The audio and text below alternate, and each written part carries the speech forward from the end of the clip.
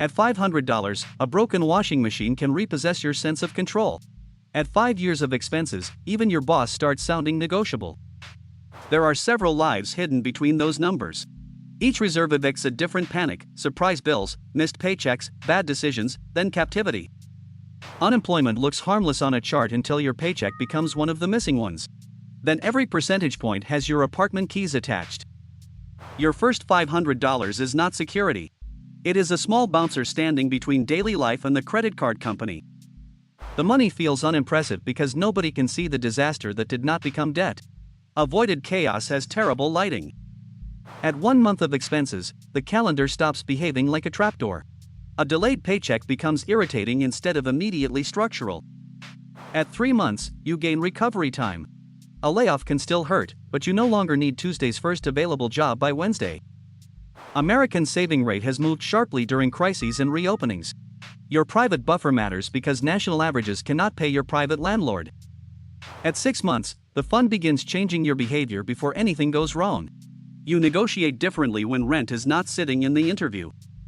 You can reject the suspicious startup, the collapsing commission plan, and the manager who calls burnout a culture fit. That is a real return. Nothing luxurious happened. You simply became harder to corner, which is less photogenic than a sports car and considerably better for your spine. At 1 year of expenses, survival money starts becoming decision money. You can retrain, relocate, care for family, or leave before permission arrives. But cash has a cost. Inflation erodes purchasing power, and money held outside productive assets may sacrifice long-term growth. So the correct level is personal: unstable income, dependence, health risks, insurance gaps, and your tolerance for watching markets impersonate an elevator cable. At 2 years, time becomes an asset you can spend. A sabbatical or small business stops requiring one perfectly timed miracle. This is also where caution can become hiding. If every future must be prepaid in cash, your emergency fund may quietly become an ambition museum. At 5 years of expenses, the balance is no longer mainly about emergencies. It is a private labor contract whose only employee is you.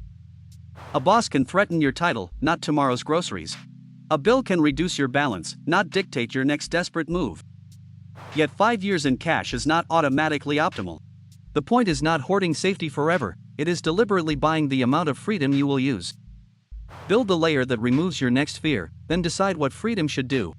Eventually the washing machine breaks, and it gets no vote.